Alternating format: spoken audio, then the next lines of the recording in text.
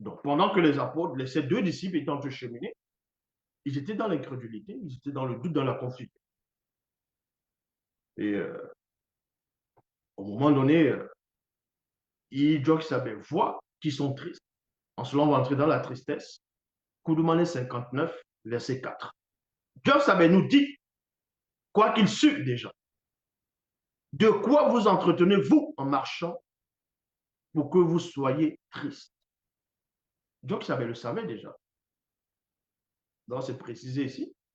Mais il va quand même leur poser la question. Pourquoi vous marchez, euh, vous entretenez, je vois que vous êtes en train de parler entre vous, mais en marchant, pourquoi vous êtes triste? Pourquoi vous êtes triste? Cette tristesse, cela vient. Dans thème aussi, dans Job, chapitre 17, verset 7. La tristesse me rend presque aveugle. Là!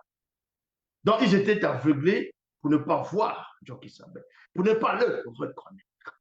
C'est-à-dire, savoir que c'est le moulet, dit, même s'il avait ressuscité. C'est pour ça que dans Thème Moussia, chapitre 17, verset 7, la tristesse me rend presque aveugle et mon corps n'est que douleur. Proverbe, chapitre 14, verset 10, quand quelqu'un est triste, virgule, il est seul à connaître sa tristesse. La tristesse de son cœur. Entre parenthèses, issue de la conscience du cœur. Donc, ils étaient tristes. Si l'oiseau passe, l'oiseau ne va pas pénétrer la tristesse de ses fils. Mais Dieu qui savait a pénétré qu'ils étaient tristes. Il a vu les visages, il a vu leur âme, il a vu les âmes, il a vu leur esprit. Mais la conscience du corps. Dieu qui savait, lui, il a pénétré cette tristesse-là. C'est pour ça que dans Proverbe 14, verset 10, quand quelqu'un est triste, il est le seul à connaître la tristesse de son cœur, donc issu de la conscience de son cœur. Oui, il est le seul. On parle de quelqu'un d'ordinaire, mais Dieu qui s'appelle, il est au-delà de ça. C'est pour ça que lui voit. Quand il est joyeux, personne d'autre ne peut partager sa joie comme son âme. 2 Rois, chapitre 10, verset 9. Cependant, quand Nyango arriva près de moi sur la montagne, elle voulut se jeter à mes pieds. Wuma Djene voulut la repousser, mais moi, Sunga, je lui dis, laisse-la tranquille. Nyango est rempli d'une tristesse dont j'ignore la cause, car le verbe de Loba ne me l'a pas encore fait connaître. Donc, vous voyez qu'il n'y a pas de contradiction dans le livre mystérieux. Ou dans Proverbe, il est dit, seule la personne qui est triste connaît sa tristesse, qui est dans son cœur, la conscience de son cœur. Donc, vous révèle néanmoins que le verbe de Loba peut te révéler cela. Donc, si tu révèles cela, cette personne ne sera plus la seule personne à connaître la tristesse qui est dans son cœur. Donc, ce n'est pas une contradiction. Koudoumane, chapitre 19, verset 5.